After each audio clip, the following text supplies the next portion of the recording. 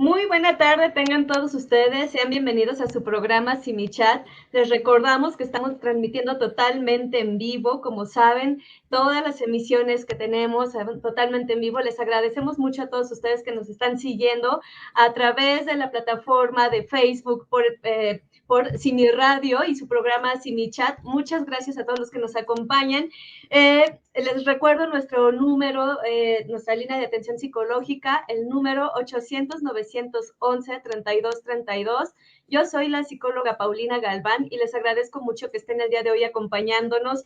El día de hoy está con nosotros un gran invitado, el doctor Jorge Mérida Puga. Muchas gracias, Jorge, por estar el día de hoy aquí con nosotros, haber aceptado esta invitación, porque justo vamos a hablar de un tema sumamente importante, muy relevante para todas las personas que nos encontramos justo en espacios laborales, que nos toca atender a trabajadores, que cuando nos enfrentamos a trabajar con pacientes, ¿no? Una de sus áreas a trabajar muchas veces justo es esta parte del trabajo, ¿no? Cómo se perciben dentro de su ambiente laboral, cómo lo viven afuera, ¿no? Cómo repercute en sus demás áreas de vida. Entonces, muchísimas gracias, Jorge, por aceptar el programa, por estar el día de hoy y compartirnos este tema tan importante.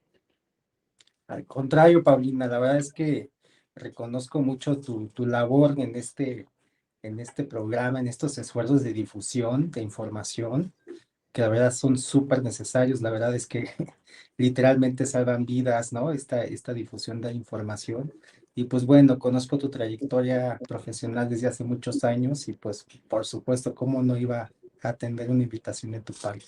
Gracias Muchas gracias, por Jorge. invitarme. Y rapidísimo les voy a platicar tu semblanza, que es muy interesante todo lo que has venido desempeñando. Él es, es psiquiatra con maestría en ciencias médicas y socio fundador de ADN Wellbeing, una firma especializada en ayudar a empresas a generar ahorros y reducir riesgos a través de la salud mental. Lleva más de 10 años operando programas enfocados en bienestar, salud mental y estrés laboral. La Secretaría del Trabajo dirigió el diseño y la operación de la primera política pública en México enfocada en salud mental laboral. Ha ayudado a más de 100 empresas a adoptar la norma 035. Actualmente dirige un innovador programa de atención a distancia que cubre eficientemente empresas con cientos o miles de empleados. Muchísimas gracias, Jorge, justo por toda esta información que el día de hoy nos vas a brindar y que, como decíamos al inicio, pues definitivamente impacta en la vida de todas las personas ya cuando nos adentramos al mundo laboral, ¿no? He de compartirles que cuando yo empezaba justo a elaborar, pues uno como que lo que quiere es agarrar experiencia, ¿no? Y muchas veces agarramos lo que sea, ¿no?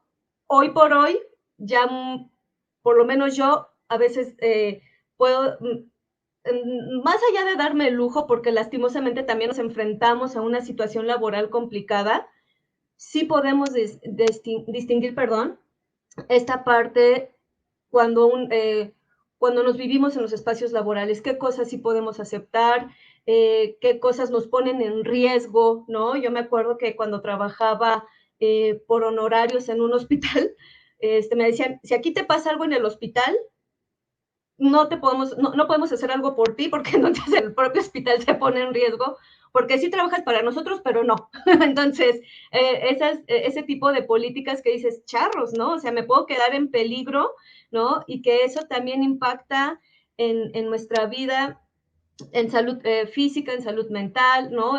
Cómo nos vamos desempeñando en las demás áreas de nuestra vida. Y justo si podemos comenzar, Jorge, para compartir este tema que vamos a hablar de salud mental en el trabajo, ¿no? Esta parte sí ha ido cambiando la perspectiva del trato y del cuidado de los jefes o también de los espacios laborales hacia sus trabajadores. Claro, definitivamente, fíjate que era como un tema que pues estaba atrasado como su abordaje en serio, ¿no? Creo que una de las consecuencias afortunadas de la pandemia fue que justamente el tema de la calidad de vida nos empezó a tener como nos empezó a cuestionarnos a todos, ¿no? ¿Qué, qué, qué consideramos que sea una calidad de vida, ¿no? ¿Qué consideramos que sea la felicidad? ¿Qué consideramos que vale la pena, ¿no? Por lo que nos esforzamos y definitivamente, pues el ámbito laboral y el trabajo, pues no se quedó fuera de como de esta examinación y análisis y reflexión que hicimos todos acerca de, ¿vale la pena lo que hago? ¿Tiene sentido? ¿Tiene propósito? Y entonces, pues la verdad es que recientemente he encontrado que hay mucha mayor preocupación por tener espacios laborales dignos en los que no solamente se reconozca la influencia que tiene el trabajo sobre la salud mental, eso es algo inevitable, es parte de las determinantes sociales de la salud, es algo que es parte de la naturaleza, pues, o sea, no podemos ponerlo en duda, ¿no? El que el trabajo influye en nuestra salud mental. Entonces, no solamente se está valorando ahora y se está reconociendo eso, sino que ahora también las personas que están en búsqueda de trabajo están apreciando mucho este aspecto, ¿no? Fíjate que una encuesta por parte de una de estas Big Four, Big Five, de las grandes consultoras, ¿no? De negocios, como es Deloitte, detectó que al menos entre los de generación Z y los de generación Millennium, este, pues está en su top 5 de decidir con quién trabajo o a qué empresa voy a entrar a trabajar. Dentro de su top 5 está el cómo cuidan la salud mental, ¿no? Entonces, creo que este es un reflejo de cómo ha ido como cambiando como la cultura y las necesidades, ¿no? De la población trabajadora. Creo que fue, pues, parte como consecuencia de la pandemia y de lo difícil que fue para todos afrontar ese aspecto, pero también fue algo que de alguna u otra manera se sentaron las bases desde antes de la pandemia, ¿no? En el momento en el que ya existe eh, instrumentos normativos vinculantes, que vinculantes quiere decir obligatorios por parte de los empleadores para proteger la salud mental en el trabajo, ¿no? Entonces esto pues ya estaba justo antes de la pandemia. Entró en vigor la norma 035 de la STPS en el 100% de sus numerales, justamente en el 2020, ¿no? Entonces fue, creo que digamos, esta consecuencia afortunada, ¿no? Dentro de todo lo que cambió la pandemia. ¿Sabes? Ahorita que compartías esto, me pones a pensar como en esta apertura, ¿no? De poder hablar de manera un poco más abierta o más abierta dentro de los espacios laborales, ¿no? ¿A qué voy? Cuando están reclutando personas, ¿no? Trabajadores y tienen alguna enfermedad crónica, por ejemplo, diabetes, ¿no? Y que muchas veces lo ocultan por el temor, ¿no? A que o me vayan a correr o ni me vayan a contratar o mejor no lo decimos, ¿no? Y que lastimosamente es una enfermedad que está presente en gran parte de la población mexicana. Ahora, si yo me atrevo a decir, oye, es que fíjate que yo tengo ansiedad o depresión, ¿no? Entonces ya viene un estigma más grande, ¿no? Y entonces esta no me va a poder cumplir con nada y mejor ni la considero, ¿no? Entonces, esa parte como de esta apertura, ¿no? A decir, es más, hasta hace rato estaba pensando en esta parte cuando preguntan casi casi cuáles son tus virtudes o si tus aptitudes y demás, ¿no? Si sabes trabajar bajo presión o bajo estrés, ¿no? Y entonces eso como que se le daba un valor agregado a que esta persona sí me va a funcionar, cuando hoy el estrés, ¿no? Nos puede llevar justamente a generar esas ausencias laborales, ¿no? A desistir de un trabajo, pero pareciera que era una virtud, ¿no? El tener que poner que yo sé trabajar bajo presión, ¿no? O con factores de estrés o que con el trabajo encima, ¿no? Y entonces es esa parte que me pones a pensar, hoy puede dar un cambio en los espacios laborales de decir, ok, sí, el trabajo aquí nunca se va a acabar, pero podemos ir cuidando que no tengas que trabajar bajo presión o como considerar que si estás bajo estrés, entonces sí me vas a servir, o lastimosamente si estás pasando por episodios de depresión, ansiedad u otras condiciones en salud mental, pues ni te tomo en cuenta, ¿no? Entonces, no sé si esto también esté dando pauta a ir modificando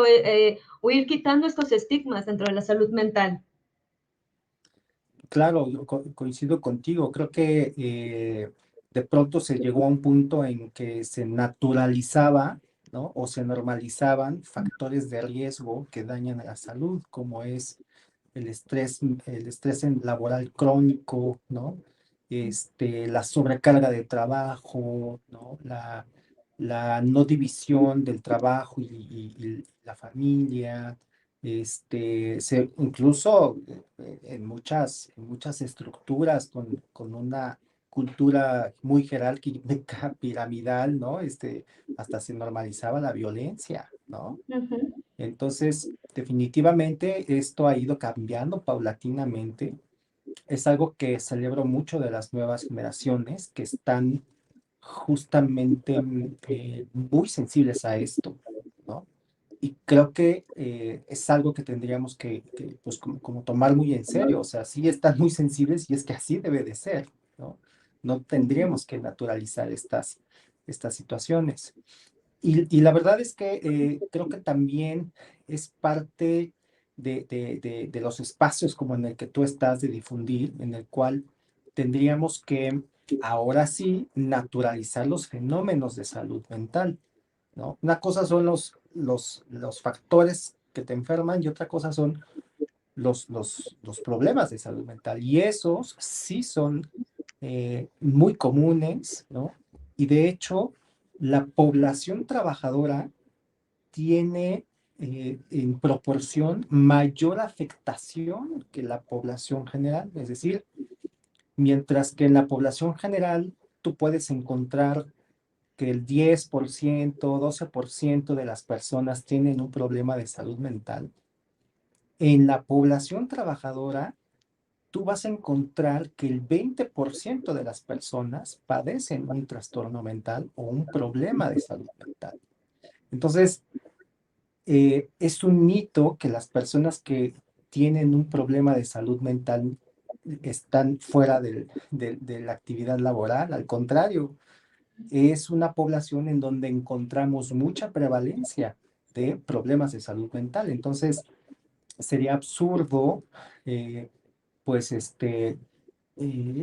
tener como prácticas discriminatorias, porque si hicieras una práctica discriminatoria, te quedarías sin el 20% de tu población trabajadora, ¿no? Uh Entonces, -huh. de allí la necesidad de proteger la salud, de restablecer la salud, pero también la necesidad de ofertar alternativas para el restablecimiento de la salud mental, es decir, no solamente prevenir aquellos factores dañinos, sino también orientarlos para decirles qué son los problemas de salud mental, por qué ocurren y también dónde pueden ser atendidos, ¿no? Claro, entiendo que hoy sí ya es hasta una obligación por parte de los espacios laborales estar al pendiente de la salud mental de sus colaboradores. Esto sí ya está como parte obligatoria. Claro, fíjate que en la norma 035 lo que, lo que obliga a los empleadores es identifica qué cosas de tu organización del trabajo pueden dañar la salud mental, identifícalo. Pero también identifica a las personas que ya estuvieron expuestos a esos factores y hazles una evaluación clínica. Si tú no tienes, no cuentas con personal de salud mental en tu empresa, entonces facilítalo, ¿no? Para que vaya a su consulta a alguna institución pública o alguna institución externa, ¿no? Y naturalmente ya se demanda como una vigilancia permanente, tanto de los factores que pueden generar daño a la salud mental, como de los síntomas relacionados con la salud mental. O sea, ya debe haber como una vigilancia o un scouting, ¿no? Permanente en las empresas para justamente prevenir las cosas dañinas e identificar casos en su momento más temprano, porque en México, si no se hicieran este tipo de intervenciones, una persona puede tardar en recibir atención profesionalizada entre 4 y 20 años. Ujú. Entonces, un padecimiento tan común y tan fácilmente tratable como, por ejemplo, trastorno de ansiedad generalizado o por ejemplo, un episodio depresivo que es como tan bien llevado y con tanto éxito en el tratamiento, pues no se atiende de pronto porque no se tienen estos mecanismos para la canalización. Entonces, eh, esa es una de las obligaciones.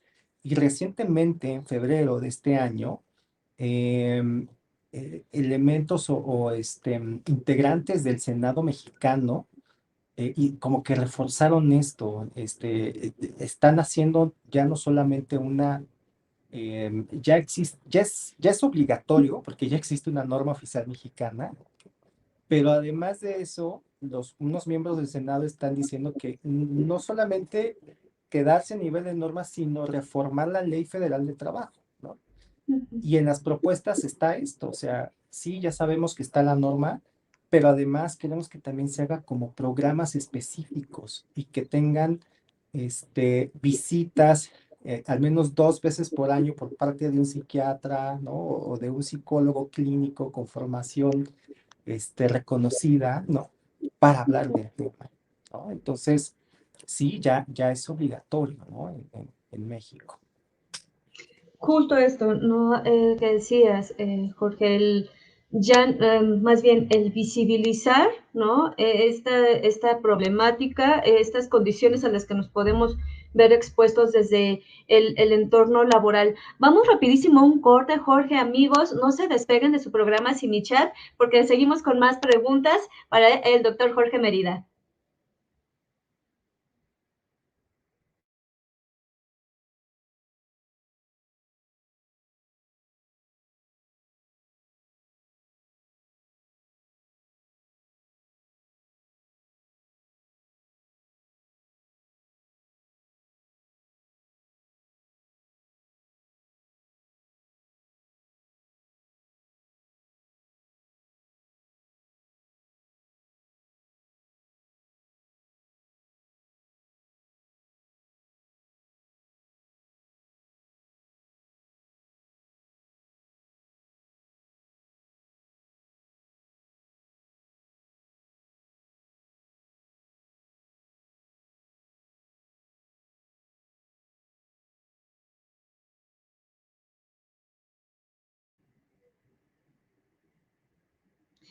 Gracias amigos por continuar con nosotros en su programa Simichat. Les recuerdo rapidísimo el número de la línea 800-911-3232 o el correo centrodiagnóstico@simisae.com.mx, donde nos pueden escribir o llamar, como saben, todos los días del año. A todas horas está el equipo de psicología para atenderlos, el servicio totalmente gratuito. Y muchísimas gracias, Jorge, por continuar con nosotros. Y ahorita mencionabas esta parte de cómo los espacios laborales han ido abordando esta parte de la salud mental y justo cómo influye en sí el trabajo en la salud mental de las personas. Ok. Fíjate que la salud mental es eh, justo una de las áreas de la salud que más sensibles son a los entornos. Am, y con entornos nos referimos tanto al aspecto físico, es decir, cómo está la oficina, cómo está acomodada, cómo está distribuida, eh, cómo son los muebles, cómo son las herramientas de trabajo, ¿no? Ujú, Entonces, todos esos aspectos influyen en la salud y, y además de estos aspectos físicos, también hay otros aspectos que pueden eh, afectar la salud, pero que muchos de ellos, ¿no? Son factores que no son tangibles. ujú, Y el hecho de que no sean tangibles no quiere decir que no existan, ¿no? ujú, Hay que hacer ese discernimiento, ¿no? O sea, por ejemplo, este, no sé, hay muchas cosas, justamente nuestra cultura se forma de estas cosas que son intangibles, pero que existen.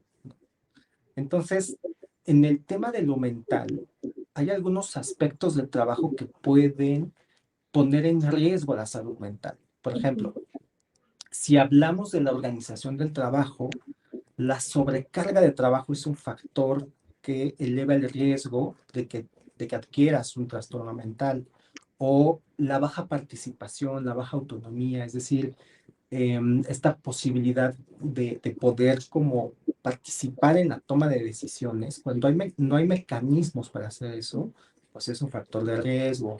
O por ejemplo, cuando no tienes claro tu rol, no sabes qué es lo que tienes que hacer, o no tienes claras cuáles son tus tareas, o cómo te van a evaluar, o no tienes claras cuáles son tus funciones, o con quién tienes que comunicarte. Eh, También existen otros factores derivados de las relaciones interpersonales, es decir, si hay violencia, si hay acoso, si hay hostigamiento o situaciones menos dañinas como no hay una adecuada comunicación, no tengo apoyo social por parte de mi jefe, de mi par o de incluso de las personas que colaboran para mí, ¿no? Entonces, estos son factores de riesgo y que en muchas ocasiones se les ha llamado condiciones de trabajo. Es decir, cuando no tenemos un empleo formal, ¿no?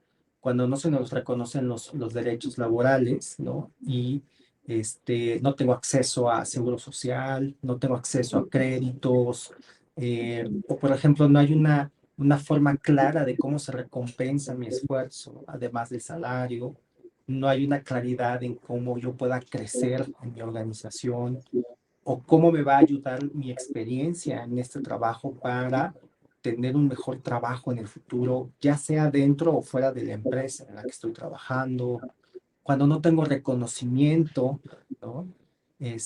Cuando no tengo capacitación para hacer mi trabajo, no tengo las herramientas para hacer mi trabajo. Todos estos aspectos se les ha llamado factores de riesgo psicosocial. Entonces, si nosotros estamos en contacto con estos factores, si los vivimos, ¿no? Pues hay una reacción de nuestro organismo, es una reacción automática que se llama estrés laboral. Y el problema con el estrés laboral es que el estrés laboral, cuando es muy continuo y prolongado, nos incrementa la probabilidad de enfermarnos, ¿no? De darnos un trastorno adaptativo, ya sea ansioso o depresivo, de tener un trastorno de estrés postraumático, de tener un trastorno del ciclo sueño-vigilia, ¿no? Entonces, así es como afecta el entorno laboral a la salud mental.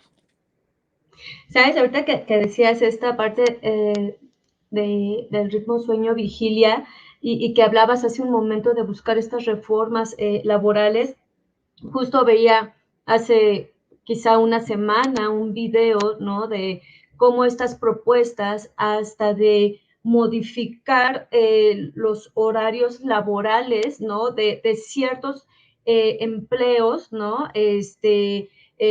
Ponían muy el ejemplo de los vigilantes, ¿no? Que luego cubren 24 por 24 o 12 horas, ¿no? O 24 por 12, o sea, unos horarios realmente extenuantes, ¿no? Que no tienen chance ni de irse a dormir, diría por ahí una pestañita, nada, porque lo que se está buscando es que estén alertas, ¿no?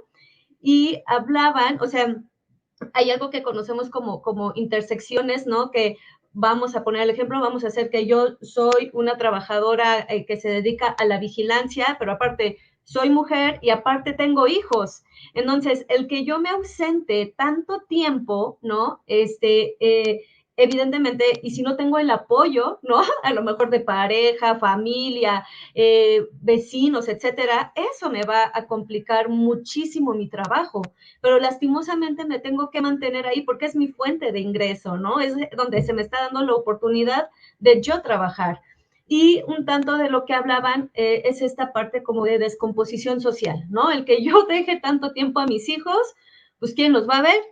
Nadie, ¿no? Y entonces hay que esperar a que yo llegue para ver qué medio puedo resolver, porque aparte yo también voy a llegar cansada, ¿no? Y voy a llegar con ganas de no saber nada. Entonces, me parecía muy interesante y esto que mencionabas, definitivamente estos cambios tan bruscos, ¿no? En horarios, por ejemplo, de trabajar de noche, de tener horarios totalmente cambiantes, ¿no? ¿Cómo impacta en la vida, ¿no? De las personas y más en esta parte que decías, en la parte de sueño vigilia, que definitivamente me va a ser un factor de riesgo grandotote para ir de la mano con otras condiciones en salud mental. Sí, definitivamente, justamente de pronto no tenemos conciencia como de los efectos o la amplitud del efecto de lo que pasa en el trabajo. Es decir, no solamente estamos hablando de una afectación y de poner en riesgo la salud de una persona, sino que estamos también afectando el bienestar y los intereses de la familia de la persona, de la comunidad en donde vive, ¿no? Finalmente, también al generarse enfermedades mentales, se genera también una carga sobre la atención de servicios de salud en tu comunidad, ¿no? Entonces, es muy importante esto que tú mencionas, o sea, no, debemos también tener conciencia de los efectos que va a tener la experiencia que tenga nuestro trabajador en la empresa, ¿no?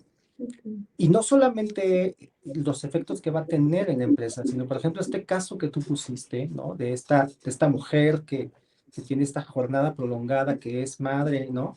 Eh, Además, en el trabajo va a ocurrir un fenómeno que se llama presentismo, porque no solamente está al pendiente del trabajo, sino que también le está echando un ojo al WhatsApp, sabe que hay un problema en casa, está preocupada porque no ha llegado su hijo a la casa, está preocupada por eso y entonces, estando en el trabajo, ¿no? Incluso podría no estar al 100% y eso se llama presentismo, ¿no? Entonces es algo que también es una como de las consecuencias de la no gestión de los factores de riesgo, ¿no? El presentismo.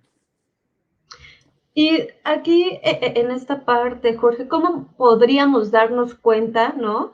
Que nuestro espacio laboral sí está cumpliendo con esta normativa tanto en salud física como en salud mental. ¿Ok?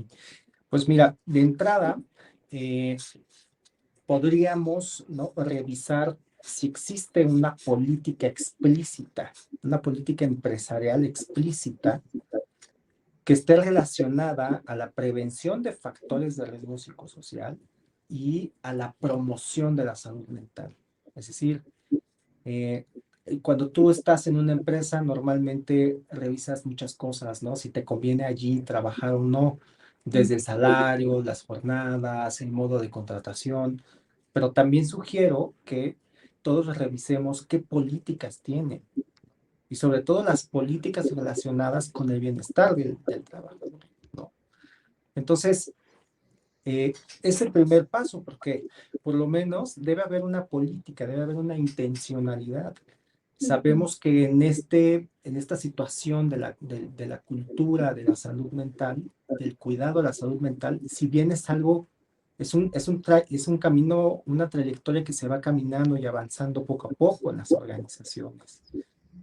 Podríamos, sabemos que pues no son cambios radicales ni rápidos los que pasan para tener una buena cultura, pero por lo menos una señal de que hay una intencionalidad de atender esto en serio es la presencia de una política, ¿no?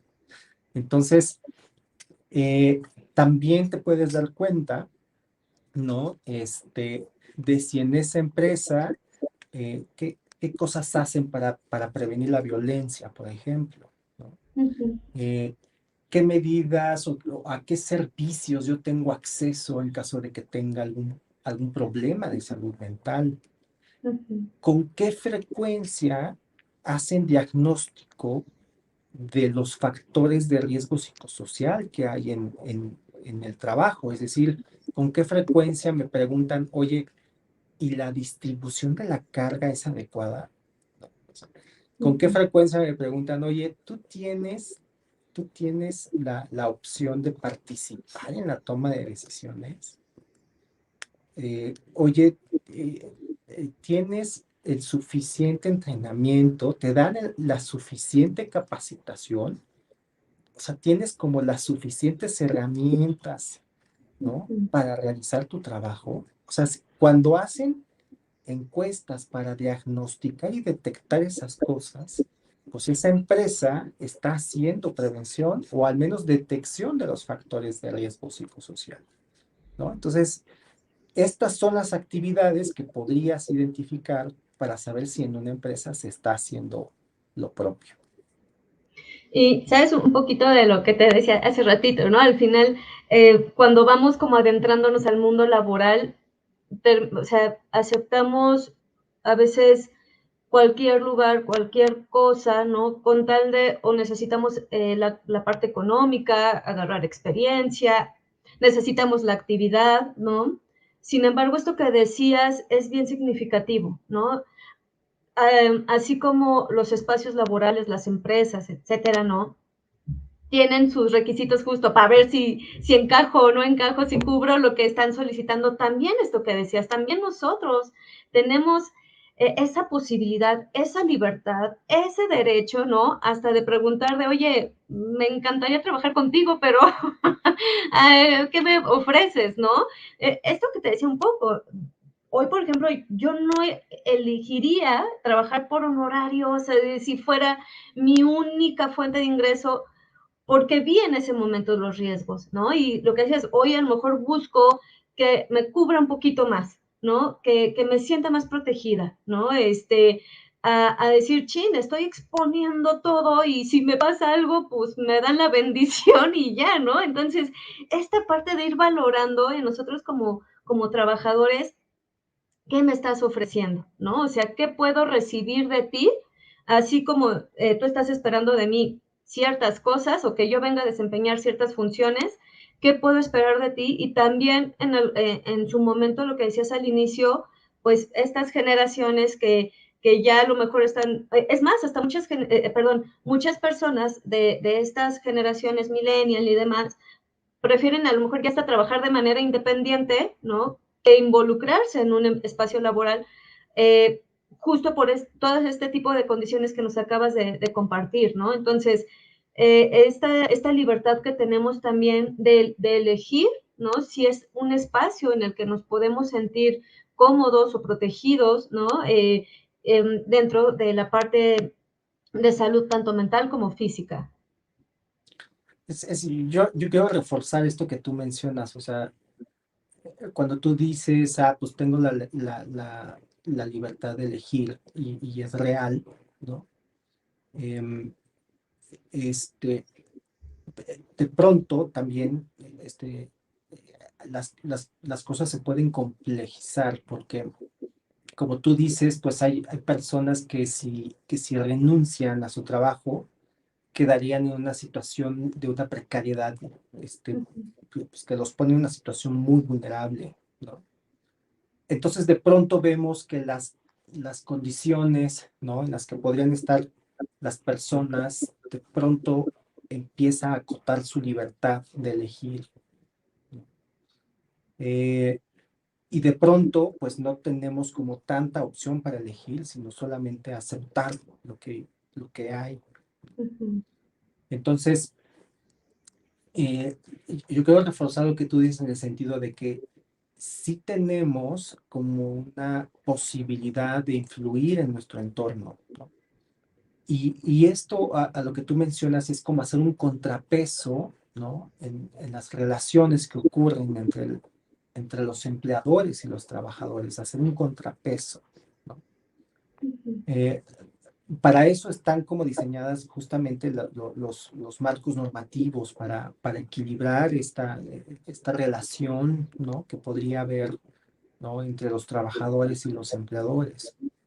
Pero una de las principales como opciones para hacer esos contrapesos es justamente la participación, la coalición, el agrupamiento, ¿no? O sea, la fuerza que pueden tener las personas unidas, no solamente tú solo, ¿no? Entonces, creo que eso también es importante como recordarlo. Oigan, este, además de eso, pues nuestro sistema está diseñado para que sea un modelo tripartito, es decir, para que nos agrupemos en sindicatos, para que nos agrupemos en grupos de representación, porque en muchas ocasiones esa va a ser la única forma en la que Ujú. las personas puedan justamente empezar a ampliar sus posibilidades y ganar más libertad. Exactamente. Voy a leer rapidísimo comentarios que nos han hecho llegar. Blanquis Pérez, saludos, gracias por compartir tan interesantes temas. Nidia Gorjón, Avero Jiménez, Adriana CF, muchas gracias, buenas tardes por estar por acá, gracias por estar por acá. Mariana Lima, Akire Eterna, buena tarde, gracias por compartir. Oscar Eduardo, Nancy Verónica, justo nos pregunta ¿saben si ya se pueden extender incapacidad en el IMSS por ansiedad o por depresión? Los médicos familiares los médicos psiquiatras, ¿no? Pueden expedir, ¿no? Incapacidades por lo que ellos consideran que podría poner en riesgo que trabajar esa persona o lo que pudiera necesitar de reposo para la recuperación. Entonces, de que tiene la facultad, la tiene. De que lo haga, yo creo que depende más como de la pericia clínica, de identificar eso. Yo he observado que médicos familiares son como sensibles y tienen la pericia clínica de identificar que ahorita está en una situación de mucho malestar emocional.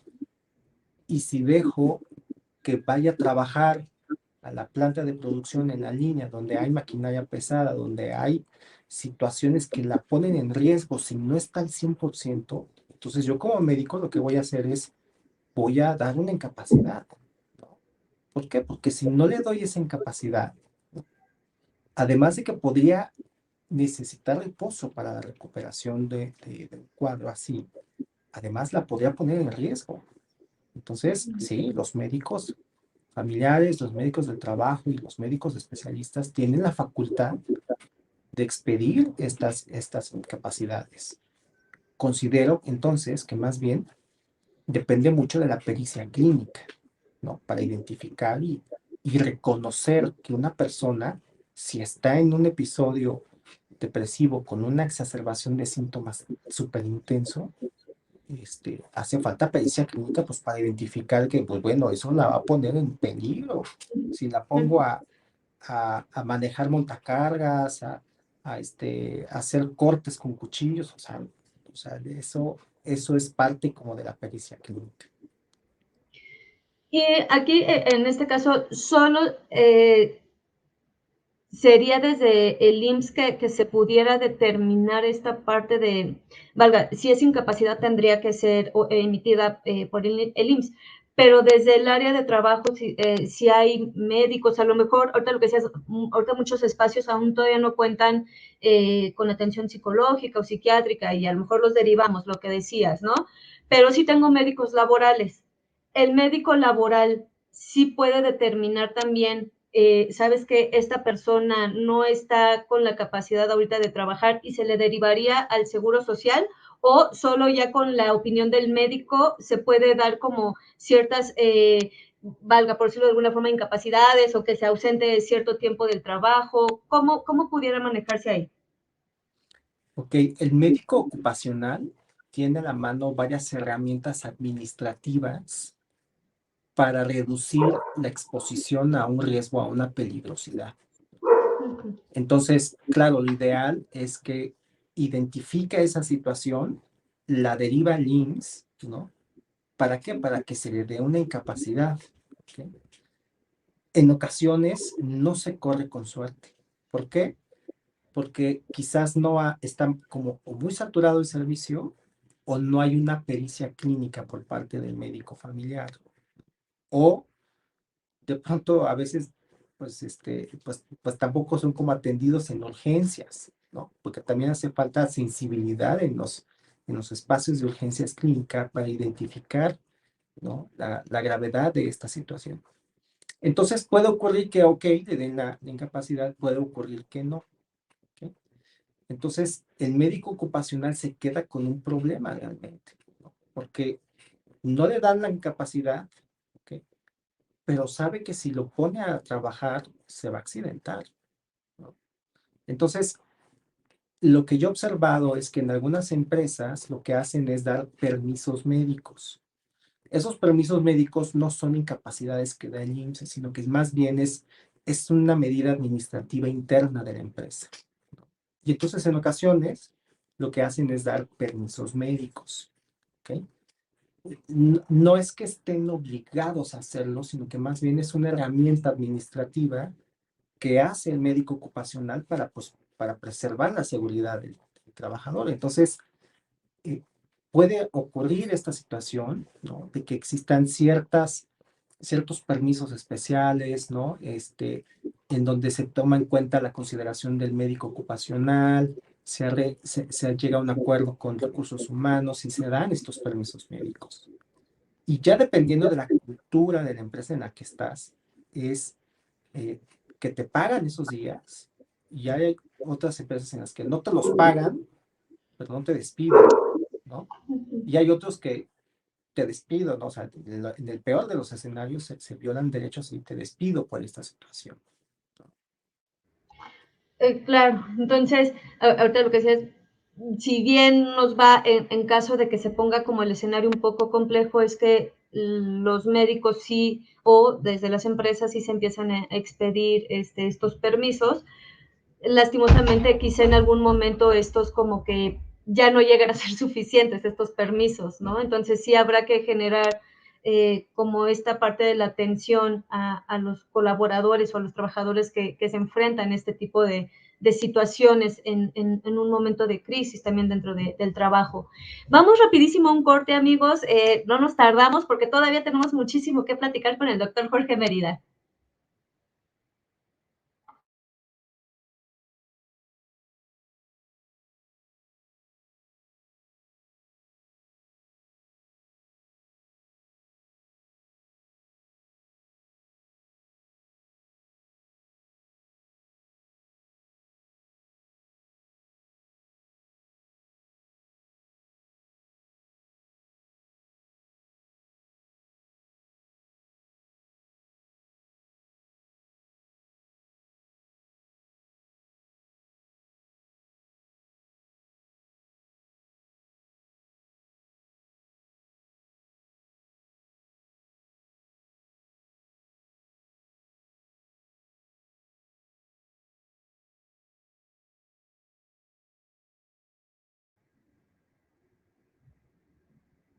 Amigos, muchas gracias por continuar con nosotros en su programa Chat.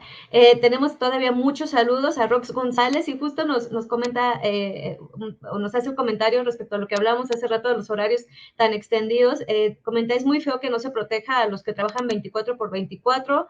Ha de ser horrible para la familia y el cuerpo. A Montserrat Mena, saludos. A Viviana, dice, gracias por el programa. La salud mental es resultado de lo que sucede en todas las áreas de vida, incluyendo lo laboral. Diana Hernández, saludos. Rubén Galván, saludos. Laura Cruz, gracias por el tema, saludos. Aquí Gaby Roses dice, qué importante pertenecer a una empresa que procure el capital humano. Tower Sonia, qué importante mantener hábitos de autocuidado en el trabajo. John Curet, excelente tema. Y psicóloga, saludos Pau, qué hermosa, gracias Cali, muchas gracias a todos por los que nos siguen el día de hoy en este programa.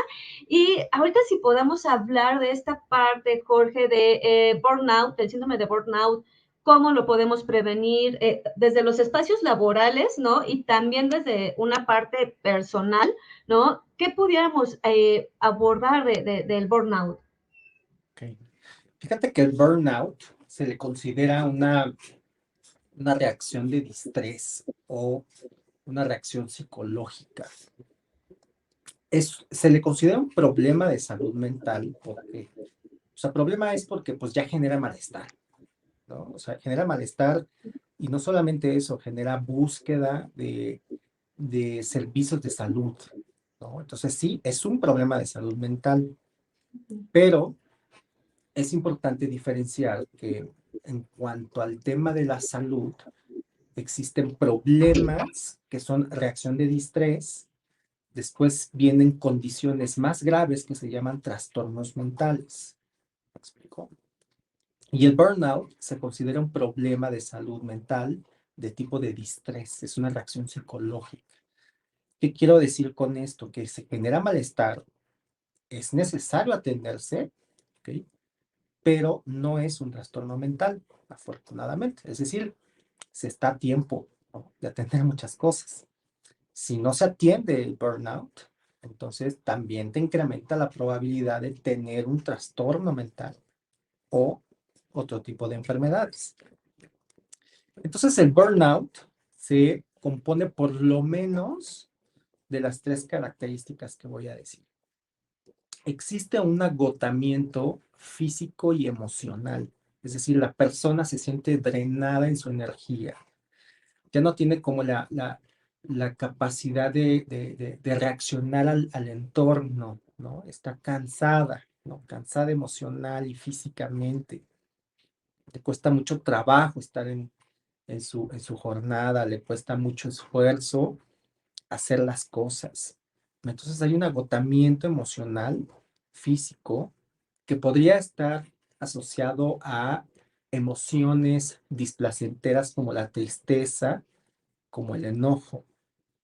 Entonces, esa es la primera situación, agotamiento emocional.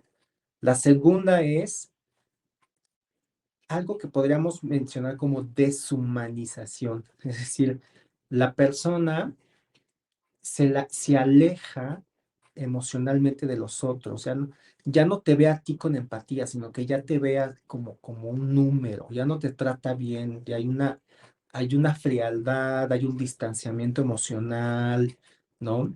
Hay cierto cinismo, ¿no? Puede haber como cierta frialdad en el trato a las personas. Entonces la persona está tan agotada emocionalmente que ya no te ve como persona. ¿Me explico? Entonces a eso me refiero con deshumanización. Y naturalmente hay una insatisfacción en el trabajo, ¿no? La insatisfacción en el trabajo puede ser por varias cosas, pero esta insatisfacción en el trabajo también se acompaña de una sensación de muy poca autoeficacia, es decir, no puedo hacer grandes cosas ni grandes cambios en el trabajo. Y paradójicamente, aunque nos distanciamos emocionalmente y podemos llegar a ser hasta cínicos en el trabajo, también experimentamos culpa, ¿no? Podemos llegar a experimentar culpa de esta reacción psicológica que estamos teniendo en el trabajo. Entonces, ese es el burnout, ¿no? ¿Y cómo se tiene que atender? Pues se tiene que atender, la persona tiene que recibir esta orientación por parte de profesionales de la salud mental y ver si necesita una intervención psicoterapéutica, ¿no? Descartar que tenga un trastorno mental, pero parte del tratamiento es que realmente se hagan cambios en el trabajo, porque hay que entender que lo que te llevó al burnout, pues son condiciones del trabajo. Y aunque tu médico psiquiatra y tu terapeuta sean buenazos, sí vas a mejorar muchísimo, no dejes de ir, pero pues aquí van a estar las cosas que generaron el burnout. Entonces, es bien interesante esto del burnout, porque la intervención para recuperar la salud es una intervención clínica y una intervención organizacional en el trabajo. Se tienen que hacer las dos cosas. Exactamente, o sea, evidentemente tendría que venir desde la parte laboral donde también se puedan generar cambios, ¿no? Para disminuir, porque esta persona, porque seguramente lo vas a ir viendo, a lo mejor no solo en una persona, sino en parte de tu equipo, ¿no? Entonces habrá cosas que que modificar, ¿no? Para que no solo se tenga que atender, como decías, a lo mejor desde la parte individual, ¿no? Sino también desde el espacio laboral. Y rapidísimo, Jorge, aquí me quiero adentrar rapidísimo a un tema delicado, ¿no? Cuando nos acercamos a temas de hostigamiento laboral o de acoso laboral y también de tipo sexual, ¿no? Dentro del trabajo, valga, y que muchas veces las personas, ¿no? Los trabajadores no, o las trabajadoras, ¿no? No quieren abrir lo que están viviendo por miedo a perder el trabajo, a miedo a ser cuestionados o cuestionadas. Eh, ¿Hay algo que puedan hacer si justo no se sienten acompañados desde su espacio laboral? Claro. Bueno, lo primero es que tendríamos que diferenciar que los, el acoso es cuando el emisor de la violencia, ¿no? Es tu par o tiene una posición jerárquica menor a la tuya. Eso es acoso. Hostigamiento es cuando la persona tiene una posición organizacional jerárquicamente mayor a la tuya o tiene por su antigüedad, por su prestigio, por la historia en esa organización, tiene una situación social más cómoda que la tuya. Eso es hostigamiento. Y naturalmente, pues es mucho más grave porque llega a ser mucho más dañino el hostigamiento que el acoso, porque finalmente hay una doble vulneración, ¿no? O sea, no solamente te vulnero si yo soy compañero y te estoy acosando, te estoy vulnerando a ti como víctima de esa violencia, pero que además lo haga el emisor o la emisora de violencia, lo haga alguien que tiene una posición organizacional mayor que la tuya. Y ojo, no precisamente tiene que ser tu jefa o tu jefe directo, sino simplemente alguien que tenga una preeminencia, ¿no? Más grande que la tuya en la organización. Pues eso te vulnera dos veces, ¿no? Entonces es mucho más grave. Entonces, eh, las organizaciones están obligadas a tener mecanismos de denuncia para ese tipo de actividades, para ese tipo de conducta. Pero no solamente tener el canal, sino difundirlo de manera continua. Y no solamente difundir de manera continua que existe este canal, sino de manera continua hacer capacitación al respecto, de saber identificar qué es acoso, saber identificar qué es hostigamiento, saber identificar cuándo es de tipo laboral, cuándo es además sexual, ¿no? Entonces se necesita que en una empresa haya una continua educación, una continua capacitación respecto al tema, porque en muchas ocasiones las víctimas de pronto no saben que están siendo víctimas de acoso o de hostigamiento, ¿no? De pronto no lo pueden identificar porque pues no ha habido la manera en que aprendan que esas conductas que están haciendo con él o con ella, pues es violencia.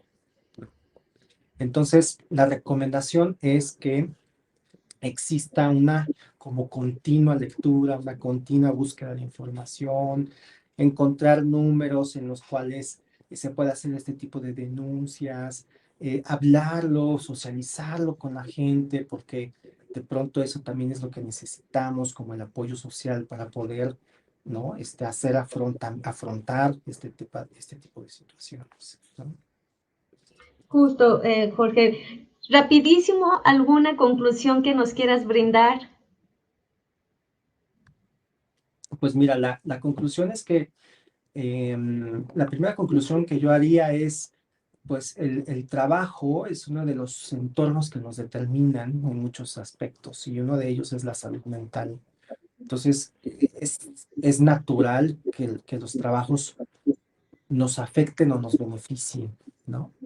Por por lo involucrados que estamos con un trabajo. Eso es lo primero. Lo segundo, hay obligación por parte por parte de los empleadores de prevenir y de prevenir factores que afecten la salud mental y de promover la salud mental en el trabajo. Tercera, los trabajadores eh, tienen mayor capacidad de influir en su medio cuando están agrupados, ¿ok? Y la última, nunca terminen de informarse y de buscar capacitación y orientación respecto a estos temas. Eso sería como resumiría. Jorge, muchísimas gracias por esta información. Gracias a todos ustedes, amigos, por habernos acompañado en su programa Chat en una emisión más. Y qué interesante charla el día de hoy contigo, Jorge. Ojalá podamos coincidir en otra ocasión. Hay mucha información que brindar acerca de estos temas en salud mental y en el trabajo, ¿no? Entonces, gracias, Jorge. Gracias, amigos. Y recuerden que este jueves habrá una emisión más de su programa Chat. Bonita noche. Gracias, Jorge. A ti, hasta pronto.